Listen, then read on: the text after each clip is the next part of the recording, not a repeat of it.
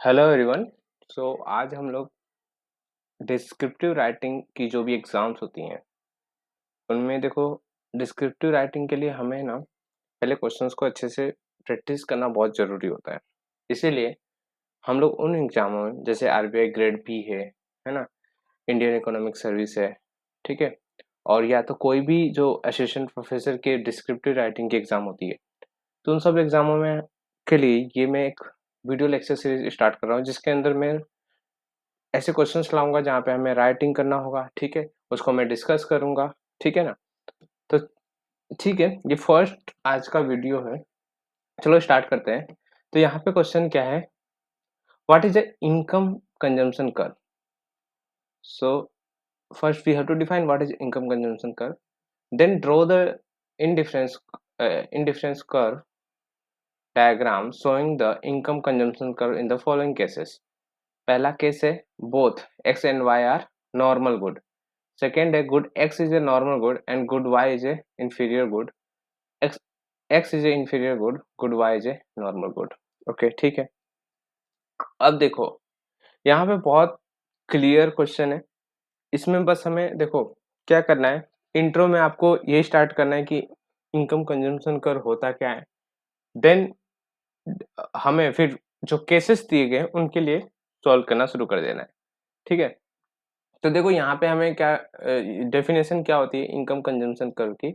Income consumption curve is a curve that show combination of two goods that consumer would choose at the different level of income holding the price is constant. Okay, so ये तो बहुत easy बात है, ये definition थी direct कि वो क्या बताता है।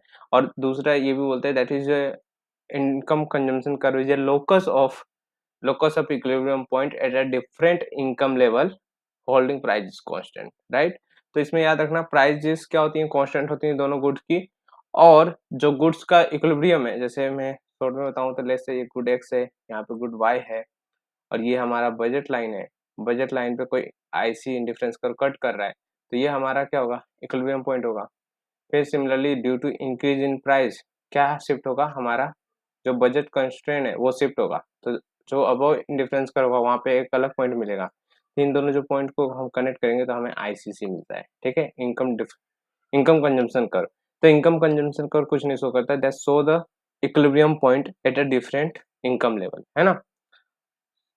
आई थिंक डेफिनेशन क्लियर होगी। अब देखो, अब हम यहाँ पे केसेस की बात करते हैं। तो फर्स्ट केस जो दिया है वो क्या दिया है, both good are normal.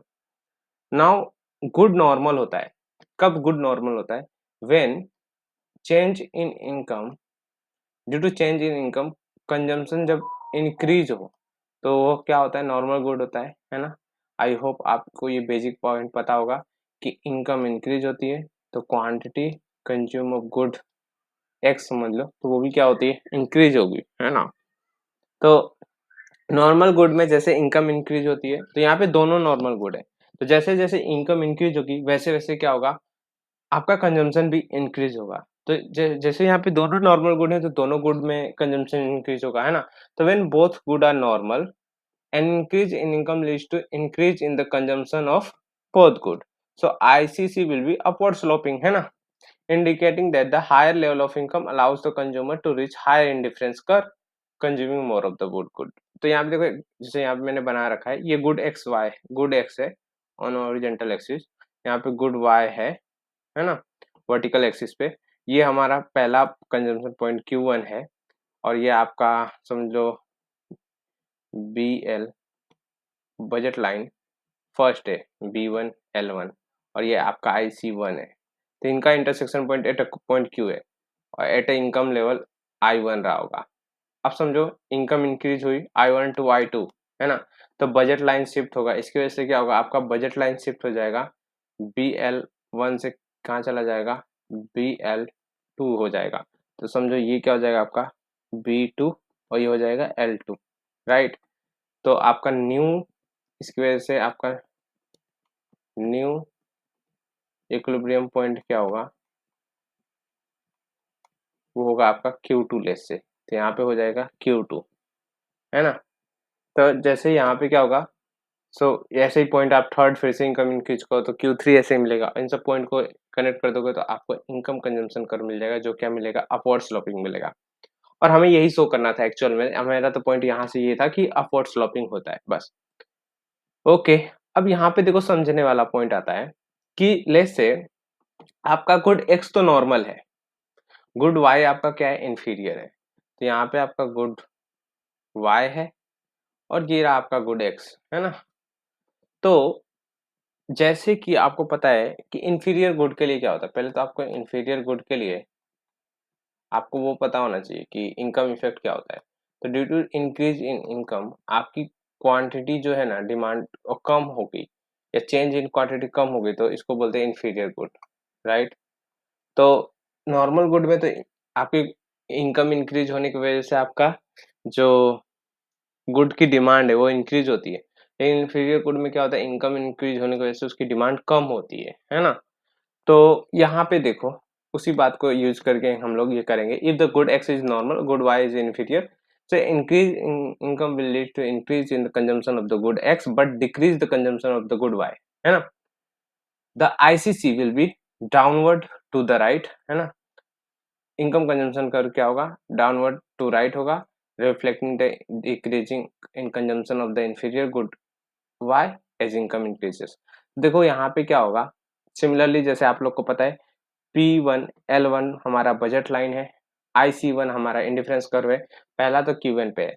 Similarly आपकी income increase budget line shift होगी, शिफ्ट हुआ बजट लाइन PL और L2 पे, Q2 पे आपका कंजम्पशन हो रहा है, I2 C2 पे इंडिफरेंस कर्व BL जो सेकंड बजट लाइन है उसको यहाँ पे Q2 पे कट कर रहा है, तो ये आपका सेकंड कंजम्पशन पॉइंट है। बट इसके बाद जो थर्ड आपकी इनकम इंक्रीज हुई, तो यहाँ पे देखो इस पॉइंट पे आपका गुड वाई का जो कंजम्पशन है वो ये रहा, है ना। और यहाँ पे फिर से देखोगे तो यहाँ पे कंजम्पशन गुड वाई का क्या है, ये डिक्रीज हुआ ना गुड वाई में कंजम्पशन, ठीक है। पहले समझ लो इसको, अगर मैं ए नाम दूं तो यहाँ पे बी हो रहा है, तो ए से बी कम हो गया ना इतना कंजम्पशन गुड वाई का, जबकि गुड एक्स का देखो इंक्रीज ही हो रहा है। तो दैट्स वाई यहाँ पे गुड ये क्या शो कर रहा है कि गुड एक्स तो क्या होगा आपका नॉर्मल गुड है, लेकिन गुड वाई क्या है, इंफीरियर गुड है। तो जैसे जैसे इंक्रीज होगी आपकी इनकम, वैसे वैसे आप कंजम्पशन ऑफ गुड वाई कम करते जाओगे, तो आपका जो कर्व बनेगा वो कुछ ऐसा बनेगा, तो ऐसा बनेगा, तो that is downward sloping right side, है ना। ठीक है, तो आई होप क्लियर हुआ हो आपको। जब गुड एक्स को यहाँ पे रख रहे हो हॉरिजॉन्टल एक्सिस पे, नॉर्मल गुड को इतना याद रखना, ये नॉर्मल गुड है, वो कहाँ पे है, हॉरिजॉन्टल एक्सिस पे, तभी ऐसा होगा, है ना। ठीक है, अब नेक्स्ट जो है एग्जाम्पल वो ये है कि गुड एक्स आपका जो हॉरिजॉन्टल एक्सिस पे है वो आपका क्या है, इंफीरियर गुड है, और गुड वाई जो है वो नॉर्मल है। ओके, सेम कॉन्सेप्ट कि इंफीरियर गुड का कंजम्पशन जो होगा वो इनकम इंक्रीज होने से कम होता जाएगा। तो an increase in income will lead to decrease in the consumption of good X, okay, an increase in the consumption of good Y. क्योंकि इनकम इंक्रीज होगी तो सिंपल सी बात है, यहाँ से क्या बात निकलती है, अगर गुड एक्स जो है वो इंफीरियर है और गुड वाई जो है वो नॉर्मल है, तो increase in income will lead to decrease consumption किसका, गुड एक्स का जो इंफीरियर है, increase consumption of good Y जो कि नॉर्मल है, ठीक है। तो ऐसा होता है, तो यहाँ पे भी वही सेम चीज होगी। तो यहाँ पे देखो गुड एक्स यहाँ पे है जो कि इंफीरियर है, तो ये इंफीरियर गुड है और ये नॉर्मल गुड है।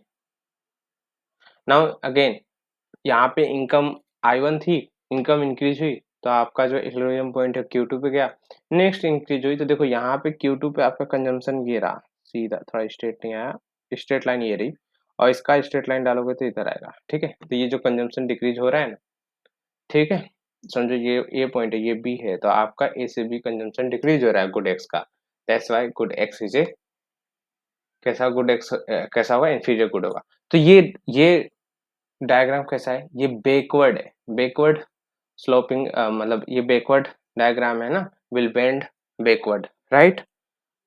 तो आई होप आपको समझ में आ गया होगा कि इसमें गुड कहाँ पे होगा तो कैसा कैसा डायग्राम बनेगा। तो आई होप ये तीनों केस आपको समझ में आया होगा, ये बहुत इंपॉर्टेंट क्वेश्चन भी है, ठीक है। ऐसे आप राइट लिख सकते हो, लास्ट में इसका कंक्लूजन डाल सकते हो कि जब नॉर्मल गुड है तो अपवर्ड स्लोपिंग बनेगा, और इन जब x नॉर्मल है और y इंफीरियर है सेकंड केस में, तो आपका डाउनवर्ड राइट हैंड साइड बनेगा। और थर्ड में जब x इंफीरियर है, मतलब हॉरिजॉन्टल एक्सिस पे इंफीरियर है और वर्टिकल एक्सिस पे नॉर्मल है, तो यहाँ पे बैकवर्ड बनेगा। ठीक है, तो तीनों केसेस में आप कंक्लूजन में लिख सकते हो कि इनकम कंजम्पशन कर्व कैसा ड्रॉ होगा लास्ट में, और इससे आपको आई थिंक बहुत अच्छे मार्क्स मिलेंगे जब आप ऐसा एक्सप्लेनेशन दोगे तो। ठीक है ना?